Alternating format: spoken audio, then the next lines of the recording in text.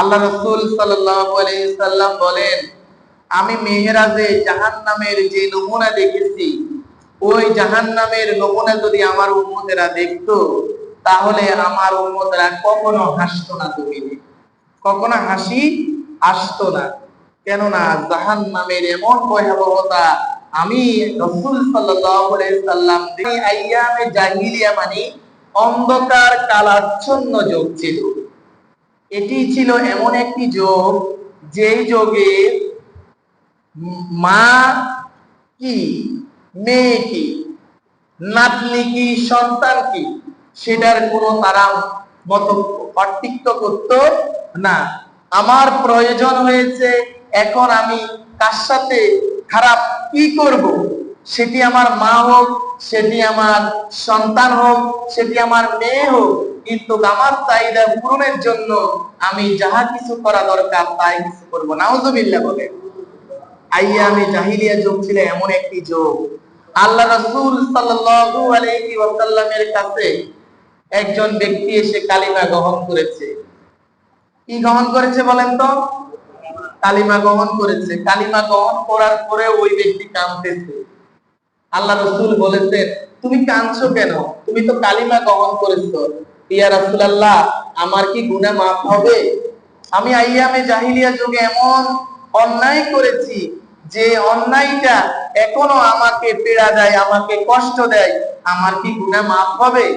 আল্লাহ রাসূল সাল্লাল্লাহু আলাইহি ওয়াসাল্লাম বলেন, ও আমার সাহাবী, তুমি যখন এই কালিমা গ্রহণ করেছো, আল্লাহ পাক রব্বুল আলামিন তোমাকে মাসুম করে দিয়েছে। সুবহানাল্লাহ। তারপরও ওই ব্যক্তি কাঁদতেছে, ইয়া রাসূলুল্লাহ, আমার তো মনোভূত হচ্ছে না, আপনার কথা অবশ্যই আমি মানলাম, হয়তো আল্লাহ আমাকে মাফ করে দিয়েছে, কিন্তু আমি এমন একটি অন্যায় করেছি, যেই অন্যায়ের কথা আপনি শুনলে আপনিও কান্না শুরু করবেন, আপনার কান্নাও থামবে না। আল্লাহ রাসূল সাল্লাল্লাহু আলাইহি ওয়াসাল্লাম বলেন, বলো তুমি এমন কি অপরাধ করেছো, যে অপরাধ কালিমা পড়ার পরেও তুমি কাঁদতেছো? ইয়া রাসূলুল্লাহ, ইয়া হাবিবাল্লাহ, আইয়ামে জাহিলিয়া যুগে যখনই কন্যা সন্তান হতো, তখন আমরা মনে করতাম এটি আমাদের জন্য অসম্মান, এটি আমাদের জন্য অবোঝা, এটি আমাদের জন্য মনে কলঙ্ক। এই জন্য আমরা জীবিত কন্যা সন্তানকে হত্যা করিতাম। আল্লাহ রাসূল সাল্লাল্লাহু আলাইহি ওয়াসাল্লাম বলেন, কি ঘটনা ঘটেছে? আমার একটি কন্যা সন্তান আমার স্ত্রী লুকিয়ে লুকিয়ে বড় করেছে, অনেক বড় হয়েছে, অনেক সুন্দর ফুটফুটে হয়েছে। তারপর আমি জানতে পেরেছি এ নাকি আমার কন্যা সন্তান, আমার জন্মের সন্তান, আমার স্ত্রী লুকিয়ে লুকিয়ে বড় করেছে। কিন্তু আমার মধ্যে জাহিলিয়াত যখন সৃষ্টি হলো, আমার মধ্যে যখন জ্ঞানের মধ্যে এসেছে, আমার এই মেয়ে হয়তো আমাকে অসম্মানের দিকে নিয়ে যাবে, আমাকে ছোট করবে, আমি আমার মেয়েকে নিয়ে পাহাড়ের পদদেশে চলে গেছি। আমার ওই কন্যা সন্তানকে নিয়ে আমি পাহাড়ের পদদেশে নিয়ে মেয়েকে আমি একটি গর্ত করেছি। মেয়ে আমাকে বলতেছে, বাবা এই গর্তটা কার জন্য করতেছ? তখন আমি কিছু বলতেছি না। যখনই আমি আমার ঘাম ঝরছে, আমার মেয়ের জামা দিয়ে আমার কপালের ঘামগুলি মুছে দিচ্ছে, কিন্তু আমার মেয়ে জানে না আমি আমার মেয়ের জন্য এই গর্তটা করতেছি। আবার যখন আমার গায়ে ময়লা কাঁচরা পড়তেছে, তখন আমার ছোট্ট মেয়েটি ময়লা কাঁচরা গুলি মুছে দিচ্ছে। আর কখন পরে বলছে, বাবা তুমি এত কষ্ট করছো কেন? একটু ক্লান্ত হয়ে গেছে, একটু তুমি রেস্ট করে নাও। অনেক আদর যত্ন করতেছে, কিন্তু আমার কন্যা সন্তান জানছে না আমি আমার কন্যা সন্তানের জন্য এই গর্তটা করতেছি। যখন গর্তটা কমপ্লিট করা শেষ হয়ে গেছে, যখন গর্তটি খনন করা কমপ্লিট হয়ে গেছে, আমি আমার কন্যা সন্তানকে হাত বাঁধা শুরু করেছি, পা বাঁধা শুরু করেছি। সাথে সাথে আমার কন্যা সন্তান কাঁদতেছে, বাবা তুমি আমাকে কেন হাত বাঁধছো, কেন পা বাঁধছো? তখন আমি বললাম, তুই যদি পৃথিবীতে বেঁচে থাকিস তাহলে আমি অসম্মানিত হব, আমি কলঙ্কিত হব, এই জন্য তোকে আমি আজকে হত্যা করব, জীবন্ত তোকে আমি গর্তের মধ্যে দাফন করে দিব। কন্যা সন্তান কান্না শুরু করেছে, বাবা আমি প্রয়োজনে এই বনবাসে চলে যাব, এমন দূরে চলে যাব, তারপরে তোমাকে তুমি তোমার কন্যা হিসাবে কারো কাছে আমি পরিচয় দিব না, তারপরে তুমি আমাকে হত্যা করো না বাবা, আমার তো কোনো অপরাধ নাই, কোনো অপরাধ করি নাই, কোনো দোষ করি নাই, তারপরও তুমি কেন আমার উপরে অত্যাচার করতেছ? আর আমি তারপর আমার কোনো মেয়ের কোনো কথা শুনতেছি না, আমার মেয়ের হাত বেঁধে ফেলালাম, পা বেঁধে আমি তাকে গর্তে নিক্ষেপ করলাম। যখন গর্তে নিক্ষেপ করে চতুর্দিক থেকে মাটি দেওয়ার শুরু করেছি, মেয়ে আমার কান্না শুরু করেছে, বাবা প্রয়োজনে আমি ভিক্ষা করে খাবো, তারপরও তোমাকে অসম্মানিত করব না, বাবা তুমি আমাকে হত্যা করো না। এক পর্যায়ে আমি একটা পাথর নিয়ে আমার মেয়ের মাথার দিকে নিক্ষেপ করে দিলাম, পিঠ মেরে এই যখন পাথর মাথায় পড়লো, রক্ত পিঙ্কার মেরে আমার গায়ে পড়েছে, আমার কন্যা সন্তান আব্বা বলে চিৎকার করেছে। এখনো ওই আব্বা চিৎকারটা আমার নলেজের মধ্যে আসে, এখনো আমাকে এই আব্বা চিৎকারটা এখনো আমাকে তাড়না করে বেড়ায়, আর আব্বা চিৎকারের সাথে সাথে এখনো আমার হৃদয়টা ফেটে যায়। আল্লাহু আকবার বলে। আল্লাহ রাসূল সাল্লাল্লাহু আলাইহি সাল্লাম কান্না শুরু করেছে। ও সাহাবী তুমি কি শুনাইলা আমাকে? ইয়া রাসূলুল্লাহ, ইয়া হাবিবাল্লাহ, আমার দ্বারা আমি একজন পিতা হয়ে আমার নিষ্পাপ মেয়েকে এভাবে হত্যা করেছি। আল্লাহ রাসূল সাল্লাল্লাহু আলাইহি ওয়াসাল্লাম বলেন, মানুষ পারে এইভাবে তার সন্তানকে হত্যা করিতে। অর্থাৎ মুহাম্মদ সাল্লাল্লাহু আলাইহি ওয়াসাল্লাম পৃথিবীতে আসার পূর্বে হযরত ঈসা আলাইহিস সালাতু ওয়াস সালাম থেকে আল্লাহর নবী সাল্লাল্লাহু আলাইহি সাল্লামের আসার যে পার্থক্য, যে সময়টা ছিল, সেটি ছিল 600 বছর। এই 600 বছরকে বলা হয় আইয়ামে জাহিলিয়া। আর আইয়ামে জাহিলিয়া যুগে এমন অন্যায় অত্যাচার হয়েছে, হানাহানি কাটাকাটি হয়েছে, অবিচার হয়েছে, আর এই আইয়ামে জাহিলিয়াকে ধ্বংস করে দিয়ে আল্লাহর নবী সাল্লাল্লাহু আলাইহি ওয়াসাল্লাম পৃথিবীর মধ্যে শান্তি সৃষ্টি করেছে। সুবহানাল্লাহ বলেন, সুবহানাল্লাহ। আমাদের নবী আসার পরে কন্যাদের মর্যাদা বেড়েছে, আমাদের নবী আসার পরে মানুষের প্রতি মানুষের মূল্যায়ন বেড়েছে। আমাদের নবী মুহাম্মদ সাল্লাল্লাহু আলাইহি সাল্লাম পৃথিবীতে আসার পরে যুবকদের সম্মান বেড়েছে। দেখেছে যখন মক্কার মধ্যে আল্লাহর নবী দেখতেছেন, মক্কার মধ্যে ব্যবসায়ীরা আসেন, আসার পর কত কষ্ট করে বিভিন্ন জায়গা থেকে ব্যবসা করার পরে মক্কার যুবকেরা সন্ত্রাসী করে তাদের কাছ থেকে সব রকম টাকা পয়সা নিয়ে যায়। আল্লাহ নবী সাল্লাল্লাহু আলাইহি ওয়াসাল্লাম যখন এটা দেখেছেন, দেখার পরে যুবক ভাইদেরকে নিয়ে আল্লাহ নবী সাল্লাল্লাহু আলাইহি ওয়াসাল্লাম সর্বপ্রথম যে সংগঠনটি তিনি প্রতিষ্ঠা করেছেন, আমরা সবাই সেই সংগঠনের নাম জানি। সেই সংগঠনের নাম হলো হিলফুল ফুজুল, অর্থাৎ শান্তির সংঘ। যুবকদেরকে নিয়ে সর্বপ্রথম আল্লাহর নবী সাল্লাল্লাহু আলাইহি ওয়াসাল্লাম হিলফুল ফুজুল শান্তির সংঘ গঠন করেছে, এবং শান্তির সংঘ গঠন করে বলতেছে, আমাদের এই মক্কার মধ্যে হাজারো বাণিজ্য ব্যক্তিরা, হাজারো বণিকেরা বাণিজ্য করার জন্য আসে, আমরা তাদেরকে সম্মানের সাথে বাণিজ্য করে যেন তারা বাড়িতে সম্মানের সাথে যেতে পারে, আমরা সেই ব্যবস্থা করব। আল্লাহর নবী সাল্লাল্লাহু আলাইহি সাল্লাম সর্বপ্রথম যুবক ভাইদেরকে নিয়ে হিলফুল ফুজুল শান্তির সংঘ গঠন করে যেই রকম হানাহানি কাটাকাটি সন্ত্রাসী এবং রাহাজানি সব কিছুকে মক্কা থেকে দূর করে দিলেন। সুবহানাল্লাহ, সুবহানাল্লাহ। সম্মানিত মুসল্লিয়ান ইকরাম, আমাদের নবী মুহাম্মদুর রাসূলুল্লাহ সাল্লাল্লাহু আলাইহি সাল্লাম এমন ছিলেন, হযরত ওমর রাদিয়াল্লাহু তাআলা আনহুকে খেপাই দিয়েছে কে? আবু জাহেল, উতবা, শাইবা, মুগীরা, তারা খেপাই দিয়েছে যে মুহাম্মদ সাল্লাল্লাহু আলাইহি ওয়াসাল্লাম একটা নতুন ধর্ম নিয়ে এসেছে, এই পাগলটা সারা মক্কার মধ্যে আমাদের বাপ দাদার ধর্মকে পিছনে পালিয়ে দিয়ে নতুন একটা ধর্ম উৎপত্তি করেছে, তোমার ধর্মকে আমার ধর্মকে অবমাননা করছে, তুমি কি এখনো বসে থাকবে? হযরত ওমর রাদিয়াল্লাহু তাআলা আনহু বলেন, মক্কার মধ্যে মুহাম্মদের মতন একজন সাধারণ এতিম মানুষ দিন প্রচার করবে, সেটা করতে দেওয়া হবে না।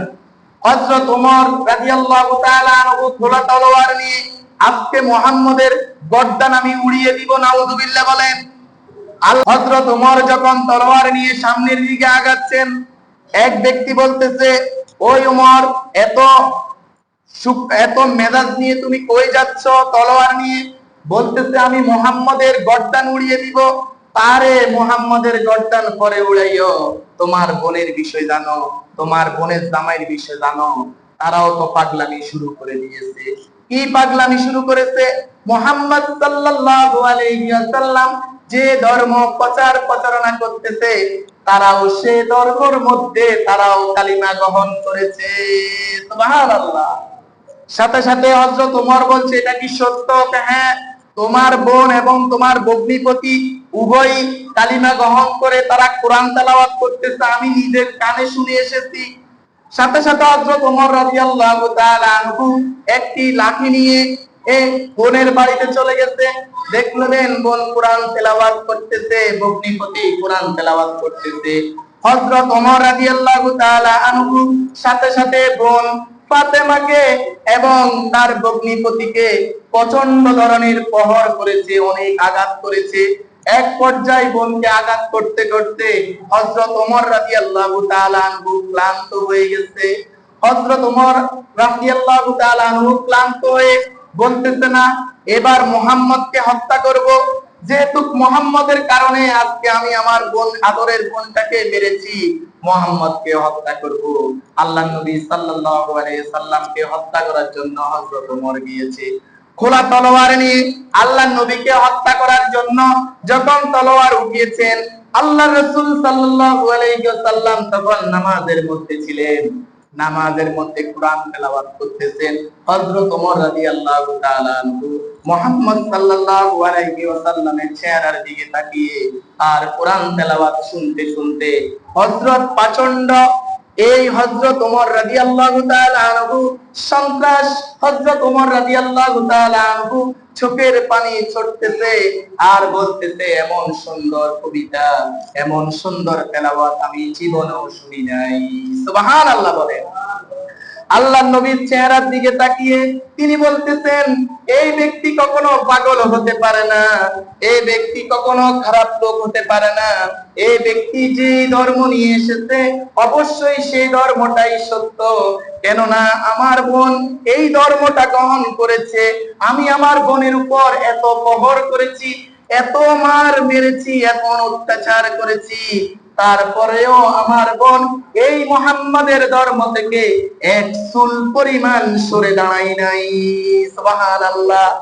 যখন ফাতেমা, হযরত ওমর রাদিয়াল্লাহু তাআলা আনহুর বোনের নাম ছিল ফাতেমা, ফাতেমাকে পিটতেছে আর বলতেছে, কালিমা তুমি এই ছেড়ে দাও।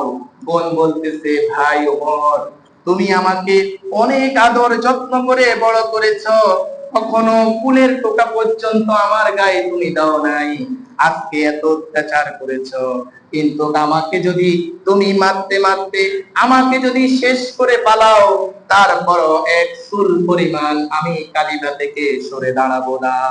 সুবহানাল্লাহ।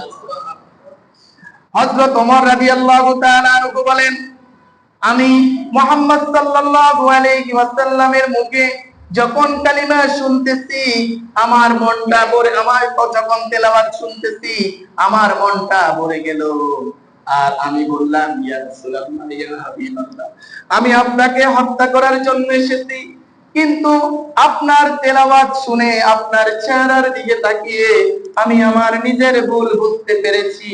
আপনি আমাকে কালিমা পড়াই দেন, লা ইলাহা ইল্লাল্লাহু মুহাম্মাদুর রাসূলুল্লাহ সাল্লাল্লাহু আলাইহি ওয়াসাল্লাম। কালিমা শুধু গ্রহণ করার পরে আল্লাহর নবী সাল্লাল্লাহু আলাইহি ওয়াসাল্লামের সাহাবী হযরত ওমর রাদিয়াল্লাহু তাআলা আনহু সম্পর্কে আল্লাহর নবী বলেছেন, আমি মুহাম্মদ সাল্লাল্লাহু আলাইহি ওয়াসাল্লাম শেষ নবী, আমার পরে কোনো নবী রাসূল আসবে না। আল্লাহ পাক রব্বুল আলামিন আমাকে শেষ হিসাবে পৃথিবীতে প্রেরণ করেছে। যদি কাউকে আল্লাহ তাআলা নবুয়তের সম্মান মর্যাদা দান করত, তাহলে সেই সম্মানটা অবশ্যই হযরত ওমরকে দান করত। সুবহানাল্লাহ বলেন সুবহান। একবার আল্লাহর নবী সাল্লাল্লাহু আলাইহি ওয়াসাল্লামের একজন সাহাবী, মুনাফিক সাহাবী, নাম ছিল আব্দুল্লাহ বিন উবাই, সে ইন্তেকাল করেছে। ইন্তেকাল করার পরে আল্লাহর নবী সাল্লাল্লাহু আলাইহি ওয়াসাল্লাম তার জানাজার নামাজে যাইতেছে। হযরত ওমর রাদিয়াল্লাহু তাআলা আনহু বললেন, ইয়া রাসূলুল্লাহ, ইয়া হাবিবাল্লাহ, আপনি কই যাচ্ছেন? আল্লাহর নবী বলছে, তুমি জানো না আব্দুল্লাহ বিন উবাই ইন্তেকাল করেছে, আমি তার জানাজায় যাচ্ছি। আল্লাহর নবী সাল্লাল্লাহু আলাইহি ওয়াসাল্লামকে ওমর রাদিয়াল্লাহু তাআলা আনহু বললেন, ইয়া রাসূলুল্লাহ, ইয়া হাবিবাল্লাহ, আপনি যেতে পারবেন না তার জানাজা? ওমর রাদিয়াল্লাহু তাআলা আনহু বললেন, ইয়া রাসূলুল্লাহ, ইয়া হাবিবাল্লাহ, এই সাহাবী আপনার সামনে ছিল একরকম, আপনার পিছনে ছিল আরেক রকম। আপনার সামনে আপনার জন্য পাগল দেওয়ানা ছিল, আর আপনার পিছনে আপনার বদনাম করতো। এই মুনাফিক সাহাবীর জানাজায় আপনি যেতে পারবেন না।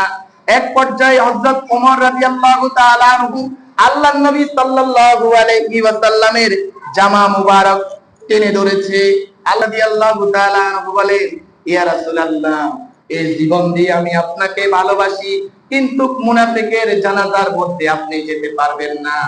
আব্দুল্লাহ বিন উবাইয়ের জানাজায় চলে গেলেন।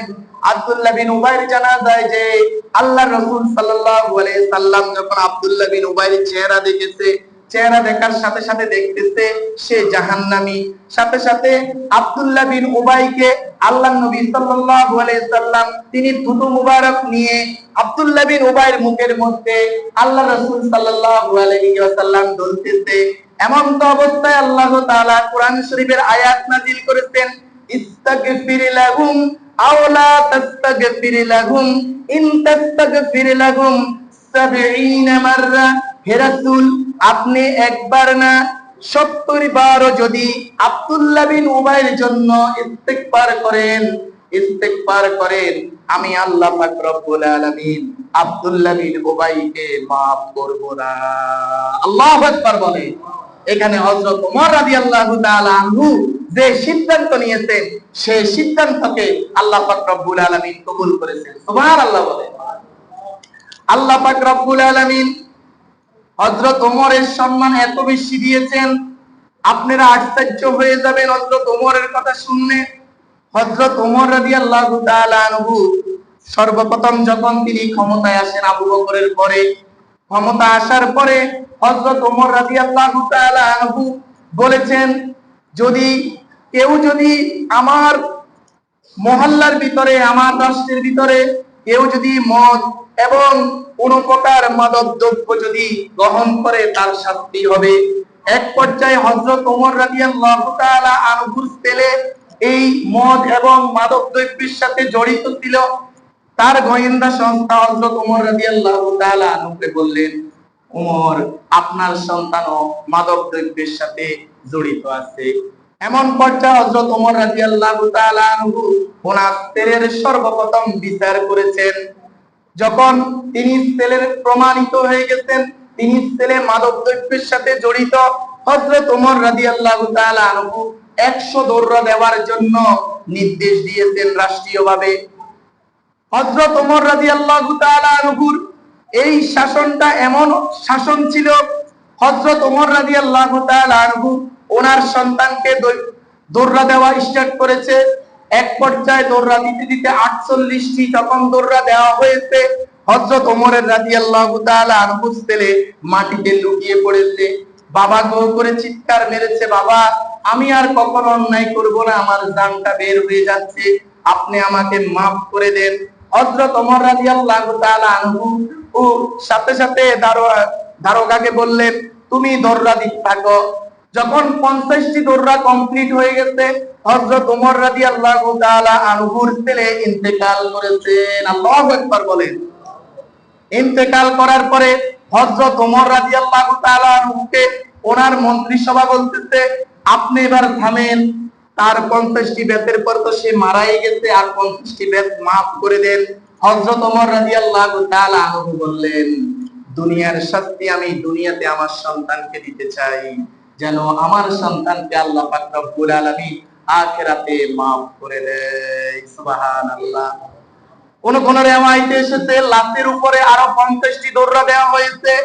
কোন কোন রেওয়ায়েতে এসেছে সবাই কথার পরিপ্রেক্ষিতে যখন তাকে দাফন টাপন কমপ্লিট করে ফেলানো হয়েছে, হযরত ওমর নির্দেশ দিয়েছে কবরের উপরে আরো 50টি বেত দিয়ে দাও। সুবহানাল্লাহ বলেন।